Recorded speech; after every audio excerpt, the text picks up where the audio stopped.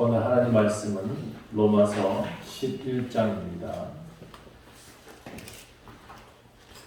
신약 254페이지에 전하십니다. 로마서 11장 20절부터 22절까지 말씀 같은 목소리로 잘 읽었으면 함께 읽어보겠습니다. 로마서 11장 20절부터 함께 읽습니다. 시작. 옳도다. 그들은 믿지 아니함으로 꺾이고 너는 믿음으로 섰느니라. 높은 마음을 품지 말고 도리어 두려워하라. 하나님이 원 가지들도 아끼지 아니하셨은즉 너도 아끼지 아니하시리라. 그러므로 하나님의 인자하심과 준엄하심을 보라. 넘어지는 자들에게는 준엄하심이 있으니 너희가 만일 하나님의 인자하심에 머물러 있으면 그 인자가 너희에게 있으리라. 그렇지 않으면 너도 지키는 바 되리라. 아멘. 할렐루야. 원주는 지금 다이나믹 페스티벌 해가지고 어제 폭죽을 막 터뜨리고 그러더라고요. 네. 잠깐 딸아이 데려가면서 잠깐 봤는데 어마어마한 사람이 모여있더라고요. 제가 원주 오면서 처음으로 그렇게 많은 사람을 본 것 같아요. 축제하니까 많은 사람들이 이렇게 모이는 것 같아요. 원주는 필요합니다. 그런데 이제 예산이 잘못 쓰여졌다라는 얘기가 들려서 제가 어쨌든 사람들한테 정치인들한테 예산 감사 계획부터 감사까지 잘하고 원주가 함께 그런 관리 감독을 잘하면 그런 예산 문제가 해결됩니다 라는 얘기를 했었습니다. 자, 이런 얘기는 사실은 가외적인 얘기고요. 오늘 제가 드리고 싶은 얘기는 겉과 속이 같은 사람이 되어야 됩니다. 겉과 속이 정직한 사람이 되어야 됩니다. 신앙과 삶이 같은 사람이 되어야 되는데 이 신앙과 삶이 같아야 하나님 앞에 정직하다라고 말할 수 있습니다. 지난주에 러시아 정교회에 있던 키릴 대주교가 러시아인들한테 이렇게 말을 했어요. 우크라이나 전쟁에서 싸우다 죽으면 모든 죄를 씻게 된다. 면죄부를 받았습니다. 예, 우크라이나 전쟁에 가서 싸우래요. 자, 알고 보니까 이 사람은 푸틴의 측근이다라고 되어져 있더라고요. 제가 예언할까요? 이 키릴 대주교는 지옥 갑니다. 반드시. 왜냐하면 성경으로 가르치지 않은 거죠. 하나님의 뜻을 정확히 가르치지 않고 자기들의 권력을 위해서 쓰고 있죠. 또 성경 가르쳐준다고 하면서 집단을 형성하는 사람들도 반드시 갈 때가 있죠. 그렇죠? 하나님의 이름을 망령되이 부르지 말라 그랬는데 하나님의 이 말씀을 가지고 집단을 만드는 도구로 사용합니다. 사람들을 끌어들이고 사람들을 꽂자 못하도록 계목고리를 사용하고 있다. 이들도 반드시 그들이 갈 곳으로 갑니다. 교회는 열심히 다니죠. 성경 열심히 전해요. 그런데 예수는 전하지 않습니다. 그리고 이웃들한테 예수 믿는다고 사람들한테 말을 들리는데 손가락질은 되게 많이 당하죠. 그렇게 되면 이 사람은 정직한 사람이 아니에요. 그런 사람은 세상을 사람들이 뭐라 그러냐면 그런 사람들이 위선자라고 표현을 하죠. 속이는 자라고 표현하는 겁니다. 예수님께서도 신앙과 삶의 모습이 다른 사람들을 뭐라 그랬냐? 외식하는 자들이라고 말씀하셨는데 이런 외식하는 자들은 당연히 또 천국 갈 수가 없습니다. 이 당시의 외식은 율법을 자기들은 지키지도 못하면서 다른 사람한테 지켜라 라고 말을 하니까 제사장들은 스스로의 죄가 더 많음에 불구하고 사람들한테 더 지키라고 말을 하고 그들을 끌고 가고 있다. 그래서 외식이라고 표현했어요. 자, 근데 우리가 일반적으로 우리나라 사회에서 기독교인 아니면 외식, 이게 뭐죠? 외식한다는 것은 무슨 뜻을 갖고 있어요? 그냥 일반적으로 통용될 때는 밖에서 밥을 먹는다. 이게 외식이죠. 이때는 먹을 식지 않습니다. 네. 그런데 예수님은요, 여기 성경에 말하는 외식은요, 예수님 말씀하신 외식은 밖에를 꾸몄다라는 뜻을 갖고 있습니다. 밖에를 치장하다라는 뜻인데 이게 꾸밀식이거든요. 예. 겉만 꾸민 사람들을 그런 사람들을 가지고 외식했다라고 표현했습니다. 겉만 꾸몄어요. 겉만 보고 사람을 판단하지 말아야죠. 여러분 제가 항상 표현하죠. 여러분들도 사람 만나면서 겉사람이 이쁘다고 겉사람이 참 잘생겼다고 그를 따라가면 안 된다. 왜냐하면 그 겉사람이 아무리 잘생겨도 속사람을 알지 못하면 그 사람과 친구하면 안 돼요. 겉모습 진짜 화려하죠? 근데 속은 썩은 사람들이 참 많아요. 예. 어쩌면 더 겉사람이 더 화려한 사람이 더 속이 더 썩어져 있는지도 모르겠어요. 그런 사람들과 함께 살면 같이 썩어져요. 왜냐하면 썩은 사과는 썩은 것을 전파하거든요. 그래서 여러분 썩은 사과는 빨리 덜어내야 돼요. 덜어내고 다른 사과들한테 영향을 받지 않도록 해야 되겠죠. 그렇죠? 저는 좀비 영화 잘 안 봐요. 좀비 영화 잘 안 보는 이유가 썩어 있는 사람의 얼굴의 모습이 나타나잖아요. 그렇죠? 좀비라는 설정 자체가 싫어요. 그런데 현대인들 가운데 특히 저는 신앙인들 가운데 이 좀비 얼굴을 많이 봐요. 저는 겉모습을 볼 수 있는 사람이 아니라 속모습을 볼 줄 아는 사람이잖아요. 그렇죠? 그러다 보니까 누가 좀비인지 누가 진짜 신앙인지를 딱 볼 수 있어요. 살았으나 죽은 자들 같은 사람들이 외식하는 자들이라 우리 현대인들은 좀 그들을 좀비 같다라고 표현하면 좋을 것 같아요. 자, 교회 다니는 친구들 사귈 때도 잘 살폈으면 좋겠습니다. 교회 다닌다고 다 사귀는 건 안 돼요. 그 사람들이 교회를 다니는지 예수님을 믿는지 정확히 알아야 됩니다. 생각하는 것하고 말하는 것이 다르다. 그럼 그 사람은 외식이죠. 예수님 믿는다고 하는데 행동이 다르다. 그럼 외식하는 거예요. 이런 사람들은 같이 사귀면 성일수록 더 여러분한테 원수가 될 뿐입니다. 여러분 생명력 있는 삶을 살기 원한다면 진짜 예수를 믿었으면 좋겠어요. 좋은 교회를 찾으셔야 돼요. 종교를 믿지 마시고요. 교리에 입막히지 말았으면 좋겠어요. 교리도 여러분 개목걸이만 같아요. 적어도 진짜 예수를 믿는 사람들은 종교적이지 않아요. 위선적이지 않아요. 나 지금 예수 교회 다녀요 이렇게 얘기하는 거 안 해요. 교회 다니는 사람인지 안 다니는 사람인지 이가 목사인지 이가 사모인지 알지 못해요. 세상 사람들 볼 때 다 좋은 언니 같아 이렇게 인식할 뿐이에요. 그러면 성공할 수도 있어요. 말끝마다 성경을 얘기하는 거예요. 말끝마다 혼나고 있어요. 그런 사람들은 결국 예수님 믿는 사람이 아니라는 거죠. 성경 지식이 많은 사람일 수 있다. 여러분 하나님은 산자의 하나님이시라고 하셨어요. 성경에. 산자에게는 기회를 주지만 좀비같이 죽은 자들에게는 기회가 없어요. 그러니까 종교와 교리에 너무 매이지 말아요. 큰 교회에 너무 믿지 말아요. 가끔 저는 그런 곳에서 좀비들이 많이 보여요. 여러분 오늘 11장에서는 자기 동족들한테서는 바울이 그렇다라고 말을 해요. 바울은 자기 동족들한테 그들이 정말 형식만 챙기고 있지 진짜를 믿지 않았기 때문에 저렇게 지금 구원받지 못한다. 그런데 너무 안타까워. 저들을 좀 구원하고 싶어요. 바울은 자기 동족, 자기 형제들이 살아나길 원하고 있어요. 그래서 뭐라고 표현했냐면 여기에서 가장 핵심적인 단어 몇 가지 나오는데 그 중에 하나가 은혜라는 단어가 나오고 은혜로 구원받는다. 그 다음에 두 번째 내용이 시기했으면 좋겠다. 이스라엘 사람들이 시기에서라도 구원을 받았으면 좋겠다. 이런 얘기가 나와요. 그리고 이제 세 번째 내용이 뭐냐면 하나님이 긍휼이 나와요. 여기 11장에서 굉장히 좋은 얘기가 많이 나오는데 이 세 가지 단어를 꼭 기억해 주세요. 긍휼, 시기, 그리고 은혜, 이런 단어. 11장의 내용들을 한마디로 핵심적인 내용들을 좀 이따 같이 할게요. 여러분 이방인인 여러분이에요. 우리는 바울이 볼 때 다 이방인이래요. 이스라엘 사람이 아니면 다 이방인이었어요. 그 당시에는 이스라엘 사람들이 우리 이방인들을 뭐라고 표현했냐면 개라고 표현했어.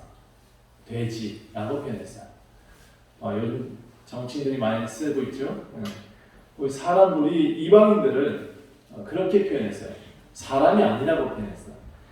그런데 그 이방인들한테 하나님이 구원을 옮겼어요. 이스라엘 사람들을 구원하지 않고 이방인들을 구원하려고 사도 바울을 보냈다라고 되어져 있어요. 사도 바울의 입장에서는 선교사가 돼서 많은 이방인들을 구원할 수 있으니까 좋지만 한편으로는 내 집 형제를 지금 구원하지 못하니 속이 많이 쓰여요. 많이 아파해요. 그것이 11장에 많이 드러나 있어요. 여러분, 우리가 이방인인데 우리가 이제 구원받게 되었다라고 해서 여러분 너무 자랑할 필요는 없어요. 옛날 성경에는 자긍하다라고 표현되어져 있어요. 자기 스스로 긍지를 가지고 있다. 그래서 자긍하다라는 표현을 썼는데 이건 우월주의예요. 독일의 우월주의 때문에 많은 사람이 죽었던 것처럼 이 우월주의를 가지고 있기 때문에 이스라엘 사람들은 다른 사람들을 열등한 민족으로 알고 있었어요. 그러니까 사실은 이제 그 독일이 유대인들을 학살할 수밖에 없었던 이유 자체가 독일도 우월주의에 빠져서 그렇게 됐어요. 그러나 원래 유대인들이 우월주의가 있었어요. 어떻게 보면 하나님이 그들한테 보응하신 건 아닐까라는 생각도 해보는 거죠. 자, 이스라엘 사람들이 구원받지 못하게 된 까닭이 뭐였냐? 자긍이라는 단어가 나왔고 옛날 성경에 그렇게 되어 있어요. 여기 한글 우리 지금 성경에서는 그들이 교만했기 때문이다라고 표현하고 있어요. 스스로 우월하다라고 말했기 때문에. 그리고 또 한 가지 나오는 이유가 구원받지 못하는 이유가 여기 나와요. 순종하지 않았기 때문이다라고 되어 있어요. 이스라엘 사람들은 하나님한테 순종하지 않았어요. 순종이라는 것은 뭐냐면 하나님 말씀을 지키는 것을 순종이라고 해요. 하나님 말씀을 따르려고 노력하는 것이 순종이에요. 그분의 명령을 따라서 내가 나가서 폭탄 조끼 입고 나가서 폭탄 터뜨려가지고 많은 사람 죽이는 순교가 순종이 아니에요. 이슬람 사람들은 그걸 순종이라고 표현해요. 그러나 여러분 우리가 알고 있는 순종은 그렇게 되어 있지 않아요. 하나님이 원하시는 순종은요, 따라오는 걸 원하세요. 따라오는 걸. 나를 따라오너라. 내가 너로 좋은 꼴을 먹여줄게. 이렇게 설명하고 계시거든요. 여러분, 이스라엘 사람들이 선민이라는 이유로 교만하고 자긍했어요. 자기 자랑이 컸어요. 그러니까 여러분 구원받으시는 방법 단 한 가지 있어요. 그거는 여러분 하나님 앞에 겸손해야 돼요. 순종해야 돼요. 그래야 구원이 있을 수 있어요. 자, 이방인인 여러분한테 바울이 한 가지 더 강조합니다. 하나님께서 이스라엘 사람을 다 버리셨네요. 그런데 여러분만 구원하려고 이스라엘 사람 버린 거 아니에요 라고 표현하고 있어요. 몇몇 이스라엘 사람들이 여러분을 보고 이방인된 여러분 구원받는 걸 보고 시기가 나. 쟤네들도 구원받는데 왜 나는 구원 못 받아. 이렇게 막 스스로 막 자책하면서 시기가 나면 좋겠다 이렇게 표현하고 있어요. 더 열심히 교회에 나오게 된다. 더 하나님께 나오게 된다. 그렇게 해서 더 하나님 앞에 나올 수가 있다면 그 사람도 구원받지 않겠느냐라고 지금 바울은 설명하고 있어요. 자, 그런데 성경이 또 표현하기를 그 이스라엘 사람들은 원가지다라고 표현해요. 그 원뿔이라고 표현하고 있어요. 그들은 참 감람나무다라고 표현되어 있어요. 그 원뿔에서 나오는 진액을 받아서 우리는 지금 구원에 이를 수 있다라고 되어져 있어요. 이 원뿔이라는 자체는 사실 이제 뿌리가 형성되어 있지 않으면 믿음이 클 수 없는 것처럼 이스라엘 사람들은 얼마나 많은 고난을 당했어요. 그렇죠? 여러분 원가지를 자르지 옆에 곁가지를 자르는 법은 없거든요. 그렇죠? 원래 자랄 때 잘 자라기 위해서 밑둥에 자라는 것들은 다 쳐주잖아요. 그것을 원가지 치지 곁가지를 치지는 않아요. 그래야 곱게 자라니까. 그러니까 그렇게 이스라엘 사람들이 그렇게 많이 하나님 앞에 잘림을 받은 민족이에요. 그러다 보니까 하나님 입장에서는 그들을 아낄 수밖에 없죠. 그게 원뿔이니까. 그런데 우리는 누구냐? 그 옆에 칼집 내고 콕 꽂은 젖가지라는 거예요. 우리가 이방인들을 접수라고 표현하고 있는 거예요. 진액은 어디서 나오냐? 이스라엘의 그 믿음의 뿌리에서 우리가 받아서 지금 우리가 이만큼의 이방인이지만 구원을 받을 수 있는 민족이 되고 열매 맺을 수 있는 민족이 되었다라고 표현하고 있어요. 자, 17절부터 19절까지 여러분 함께 읽어볼까요? 17절부터 시작. 또한 가지 얼마가 꺾이었는데 돌감람 나무인 내가 그들 중에 접붙임이 되어 참 감람나무 뿌리의 진액을 함께 받는 자가 되었은즉 그 가지들을 향하여 자랑하지 말라. 자랑할지라도 내가 뿌리를 보존하는 것이 아니요 뿌리가 너를 보존하는 것이니라. 그러면 내 말이 가지들이 꺾인 것은 나로 접붙임을 받게 하려 함이라 하리니. 원가지의 가지들을 탁탁 쳐버렸어요, 예수님이. 왜 쳤냐? 뿌리는 그대로 두셨어요. 믿음의 뿌리, 아브라함의 조상의 믿음의 뿌리는 그대로 자라게 하셨어요. 그런데 그 가지가 올라와서 열매 맺는 거 보니까 참 감람나무인데 참나무가 참 열매가 안 열리는 거예요. 개나무가 열리는 거예요. 그래서 예수님이 위에 때까지 탁 쳐버렸어요. 열매가 더 이상 열리지 않도록. 그러니까 이스라엘 속에서 구원이 일어나기 참 쉽지가 않죠. 옆에 격가지가 나올 때까지 기다려줘야 되니까. 그 중에 칼집을 내고 거기다 뭘 꽂았냐? 우리 젓가지를 팍 꽂아놨어요. 그랬더니 이 젓가지에서 열매가 더 풍성하게 열리더라는 거예요. 자, 왜 접붙임을 하나 제가 한번 찾아봤어요. 제가 사실은 농사를 안 지어봐서 접붙임을 한 적이 없어요. 네, 그건 정확히 밝히고 얘기할게요. 근데 제가 모르는 거 찾아봐서 알려드리고 있거든요. 접붙임을 하는 이유를 찾아봤더니 나무에 접붙임을 하는 이유는 품질 개량이 있다. 그것의 목적이 있대요. 풍토에 안 맞는 접수, 그러니까 가지죠. 이 접수를 가지고 그 지역의 풍토가 잘 맞는 원래 뿌리 잘 내려놓은 개감나무 뭐 이런 거. 돌감나무 이런 데다가 콕 꽂는 거예요. 그러면 이제 무슨 현상이 일어나냐면 병충해 강해요. 그 토양 안에서 뿌리를 받고 있는 뿌리가 진액을 빨아들이는 힘은 강하거든요. 그 진액을 누구한테 주냐? 접가지들한테 다 주는 거예요. 그러니까 원래 이 접수하고 대목이라고 하는데 이 대목을 다른 전혀 이질적인 소나무에다가 과일 나무를 꽂는 법은 없어요. 비슷한 나무에다가 탱자나무에다가 이렇게 꽂아서 뭐 율무 과일나무를 이렇게 꽂는다든지 귤나무를 꽂는다든지 이런 식으로 해서 비슷한 종류를 가지고 접붙임을 하는 것이 원칙이래요. 그러니까 믿음을 가지고 있는 사람들끼리 접붙임을 하려고 노력한다 이런 뜻이에요. 그럼 접수가 대목에 잘 접합되면요 좋은 열매를 내요. 원래 가지고 있는 대목의 그 진액에서 나오는 맛이 있을 거 아니에요. 예를 들어서 이제 포도나무 저희가 머루포도 아시나요? 예, 머루포도 원래 포도 이렇게 동글동글한데 머루포도 잔잔하게 많잖아요, 그렇죠? 근데 머루 맛이 나. 포도도 맞나? 생각이 갑자기 포도가 잔잔하지만 굉장히 신맛도 나죠, 그렇죠? 또 단맛도 달라져요. 그와 같이 같은 품종의 같은 접수 비슷한 걸 가지고 꽂아 놓지만 결국은 맛은 다 다르다. 더 맛있고 더 아름답게 되어진다는 거예요. 그래서 여러분, 그 무슨 비싼 포도가 있다던데 이름이 정확히 생각이 안 나요.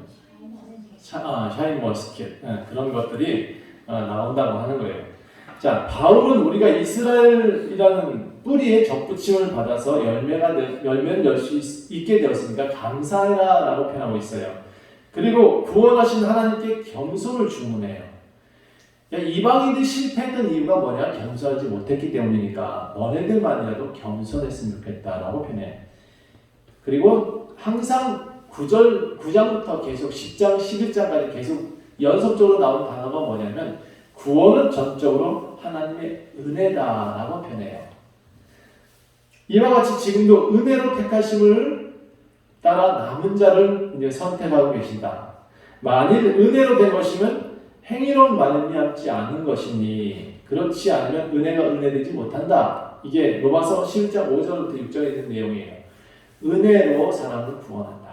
하나님이 택하셔야 된다. 그만이 구원받을 수 있다. 접수를 수많은 가지 중에서 택해서 꽂으시는 거죠. 이 접하는 게 누가 해야 될까요? 접수인 내가 휙 하고 날아가서 거기다 콱 꽂아야 될까요?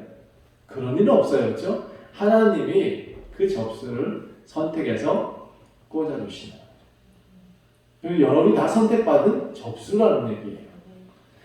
자, 그래서 20절에 이렇게 표현해요.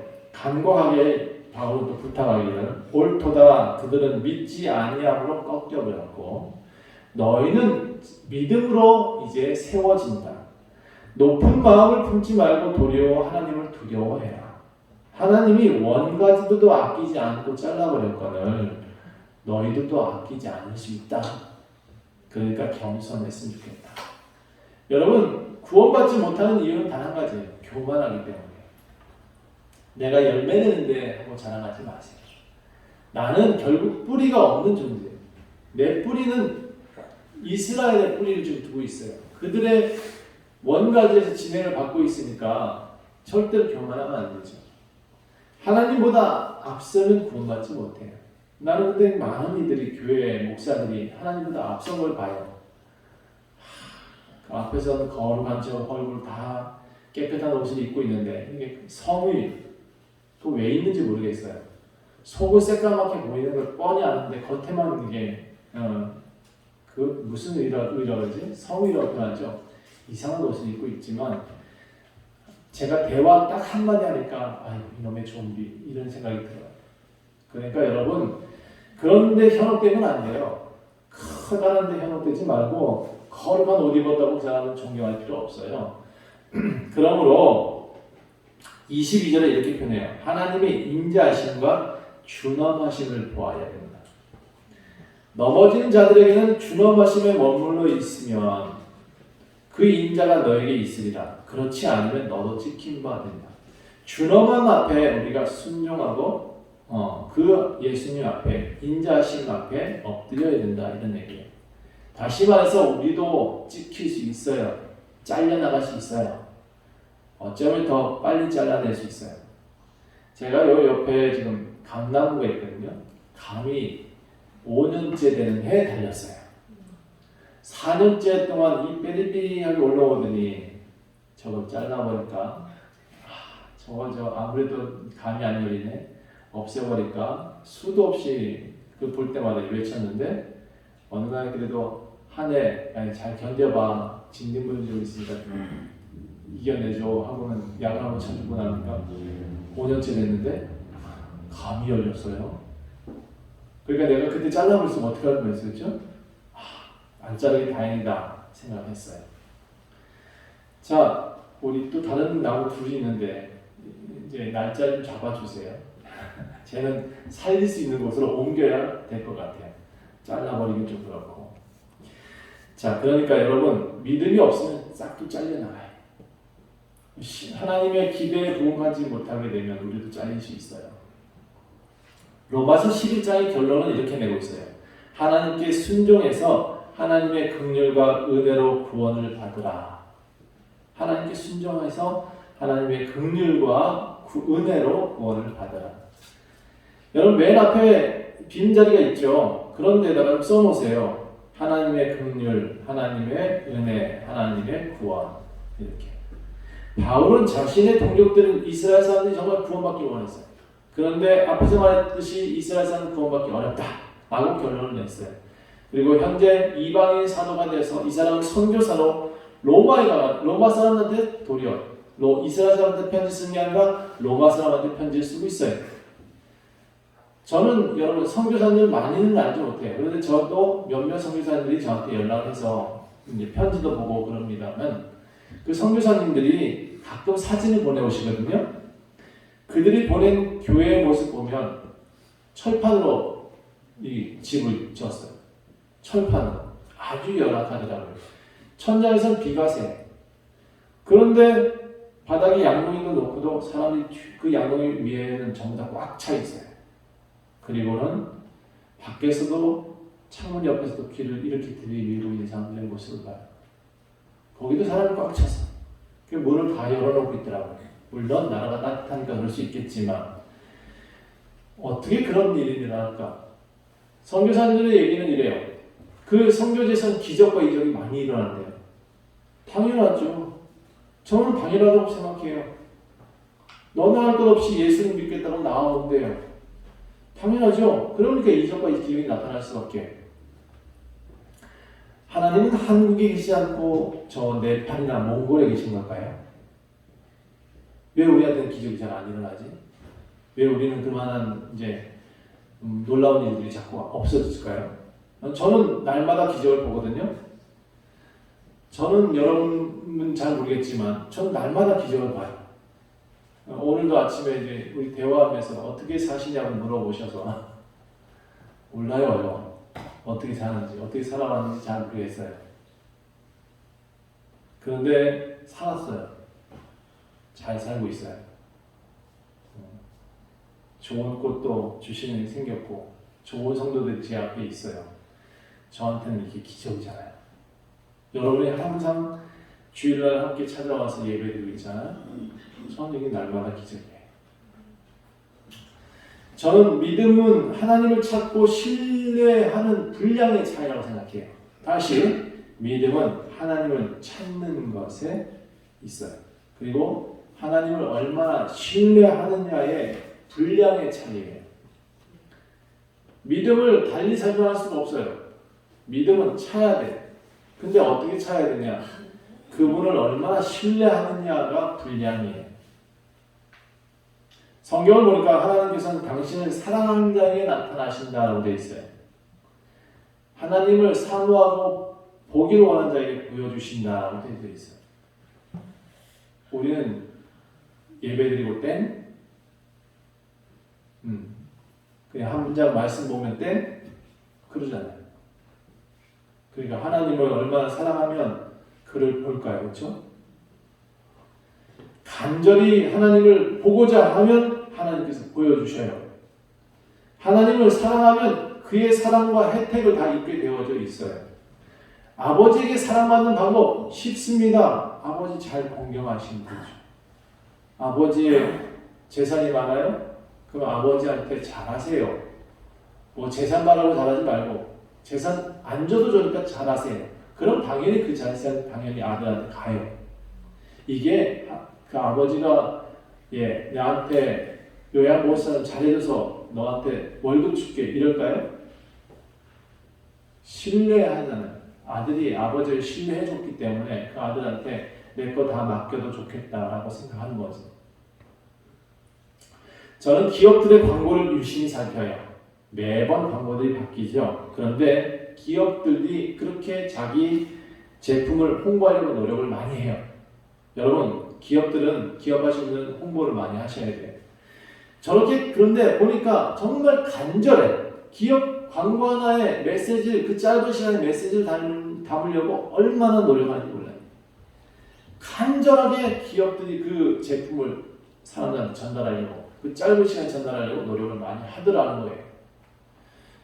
우리 예수님도 여러분 그렇게 자랑해야 되지 않겠습니까? 우리가 그만한 믿음이 있는 사람이라면 그렇게 해야 되지 않을까요? 예수님은 여러분한테 전하라고 표탕하고 있습니다. 나를 나타내라고 표현하고 있습니다. 고려운단 아세요? 고속도로 지나갈 때마다 고려운단이라는 단어가 더 크지 않아요. 뭐가 더 크냐면 God bless you. 그리고 맨 밑에 자기 회사 이름이 고려운단 이렇게 써 있어요. 나는 고려운단을 먹고 싶어요. 아니 그 사람들 다른 집은 다 안 사 먹어도 그 집은 사주고 싶어요. 왜? 내 집 식구 같은 느낌이 확 들었거든요. 믿음의 사람들이 하고 있습니다. God bless you. 또는 Jesus love you 이렇게 써놨어요. 예수님은 당신을 사랑하십니다. 여러분 그런 기업들이 많이 일어났으면 좋겠어요. 옛날 어른들은 하나님께 간절히 기도하라고 가르쳤죠. 우리 7, 80년대 사람들이 얼마나 기도하시는지 몰라요. 우리 선배님도 오셨는데 오늘 할아버지 오셨는데 하나님께 정말 열심히 기도했던 것 같아요. 그분께 은혜를 주신다. 그분께서 나를 구원하신다. 그분께서 나를 잘 살게 해주신다. 그 메시지에 우리는 열심히 반응했던 것 같아요. 새벽마다 부르짖었어요. 저도 70년대, 80년대 살았던 사람이기 때문에 그걸 보고 자랐거든요. 새벽마다 눈 떠가지고 소리 질러요. 예배마다 부르짖어요. 예. 그렇죠. 왜 그랬을까요? 하나님께서 잘 살게 해주신다는 그 메시지 때문에 소리 질렀어요. 전 다른 이유 없다고 생각해요. 기도할 때가 와요. 누구든지 힘들면 기도하시고 부르짖으세요. 당연한 거잖아요. 그렇죠? 한국교회에 이런 간절함과 부르짖음이 있었기 때문에 현재 한국교회가 있는 건데 이게 네팔로 가버렸네요. 이게 몽골로 가버렸어요. 이 간절함의 분량이 점점 사라지고 있어요. 믿음이라는 것 자체가 신뢰가 없이 그냥 형식만 남고 있어요. 그러니까 하나님께서는 우리한테 구원할 수 없는 거예요. 우리는 사람들이 점점 교회를 떠날 수밖에 없는 거예요.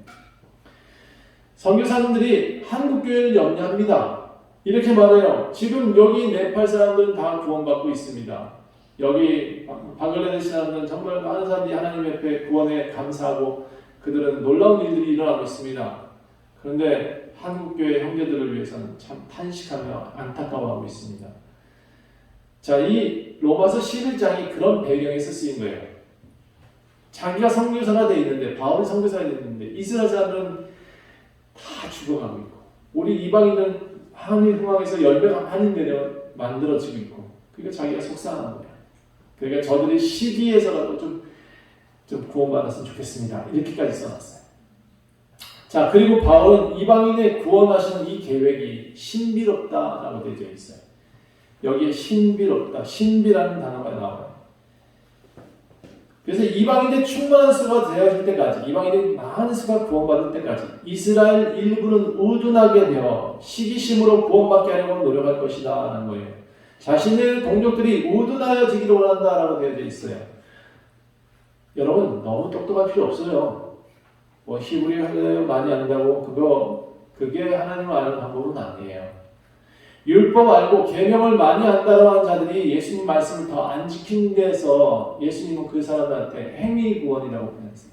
행위만 열심히 강조했지 진실은 나타나지 않는 외식하는 자들이라고 표현하고 있는 거예요. 그래서 저는 많이 배운 사람들이 있어 겸손해라. 많이 배운 사람 헬라어 알아? 그래 겸손해. 라틴어 알아? 더 겸손해야지. 히브리어로 더 열심히 하나님 앞에 엎드려야지. 알면 알수록 모르기가 빡빡하더라. 다 좀비처럼 흔들어다녀. 오늘 바울은 이스라엘과 이방인들 모두가 구원받기 원하면서 이 글을 쓰고 있어요. 제가 강아지 2마리를 키워봤는데 지금 1마리지만 옛날에 2마리에 밥을 하나씩 딱 갖다 놔요. 그러면 이 강아지들이 서로 그 밥을 안 뺏기려고 막 먹어요. 1마리 때는 그렇지 않아요. 그렇게 막 열심히 먹진 않아요. 근데 2마리 딱 갖다 놓잖아요. 경쟁을 해요. 여러분 강아지들이 이렇게 경쟁하니까 빨리 크더라고요. 성장이 빨라. 그리고 강아지들이 튼튼해졌어요. 며칠 지나니까 쑥쑥 크더라고요. 바울은 이스라엘 사람들한테 시기남을 이렇게 표현해요. 이스라엘 사람과 이방인들이 서로 구원에 대해서 시기가 나가지고 막 먹으려고 해야 된다는 거예요. 이 말씀을 막 먹으려고 하면 더 열심히 교회에 나와야 되고 이런 열심 때문에 서로 혹시라도 이렇게 이방인들도 구원받지만 이스라엘 사람도 구원받았으면 좋겠다 이렇게 말하고 있어요. 자 26절 한번 볼까요? 그리하여 온 이스라엘이 구원을 받을 수 있을 것 같아서 라고 표현했어요. 그래서 온 이스라엘이 구원받을 수 있을 것이다. 자, 그 다음에 오늘 본문에는 여러분이 많이 외우는 구절도 나와요. 29절 한번 볼까요? 함께 읽어보겠습니다. 29절 시작. 하나님의 의사와 부르심에는 후회하심이 없느니라. 하나님은 여러분 부르신 거 한 번도 후회하신 일 없어요. 이스라엘 사람 부른 것도 후회한 일 없고 이방인 여러분 부르신 것도 후회한 적이 없어요. 그리고 이방인 여러분한테도 지금은 이방인이 아니지. 실제 여러분 장자죠. 우리는 이스라엘 사람한테 가서 얘기할 이야기가 있어요. 우리 한국 사람이 장자입니다. 우리 믿음을 제대로 지키고 있잖아요. 그러니까 우리가 장자입니다. 라고 할 수 있어야 돼요. 자, 그래서 여러분 29절에 그렇게 하나님의 부르시면 후회는 없어요. 그거 기억해도 좋고 여러분 머릿속에 항상 사용해도 좋고 좋아요. 그건 보편적인 단어니까. 그리고 그 다음 구절도 꼭 기억해야 돼요. 너희가 전에는 하나님께 순종하지 않았었다. 우리는 그런 민족이었어요. 하나님께 순종하지 않았었어. 그런데 이스라엘이 순종하지 않게 되니까 이제 너희가 긍휼을 입게 되었다. 그러므로 이제 너희는 더욱 하나님께 순종해라 라고 되어 있어요. 이것이 오늘 말씀의 핵심이에요. 구원받은 백성은 자긍하지 않습니다. 자랑하지 않아요. 구원받은 백성은 자기를 선민이라고 나타내지 않습니다. 우리 교회만 구원이 있다라고 말하지도 않아요. 예, 우리 교회는 그들을 돕는 교회일 수 있어요. 참 신앙인은 예수님을 순종하고 존경해요. 언제나 겸손해요. 구원은 그런 사람한테 와요. 겸손은 하나님께 나아가는 것이 겸손이에요. 하나님을 따라가는 것이 겸손이에요. 우리의 구원은 행위가 아니고 하나님을 따라가는 삶이어야 돼요. 나를 드리는 삶, 그것이 구원의 첫걸음이에요. 이웃들에게 손가락질 당하지 않는 것이 구원의 첫걸음이에요. 이게 신앙생활을 잘하는 거예요. 좋은 신앙인은 스스로 자랑하지 않아요. 예수께서 원하신 삶을 나타내며 살아갑니다. 이것이 가장 좋은 전도예요. 예수님을 사랑하며 그분을 온몸으로 전하며 여러분이 얻으신 그 구원을 온전한 열매로 나타내시기를 간절히 축원합니다. 기도하겠습니다. 하나님, 우리에게 구원을 주셔서 감사합니다. 우리가 접수인임에도 불구하고 뿌리가 없는 그런 존재임에도 불구하고 당신의 믿음의 토양 위에 우리를 세우셨나이다. 열심히 가꾸겠습니다. 열심히 열매를 내려고 노력하겠습니다. 열심히 예수님을 전하도록 하겠습니다.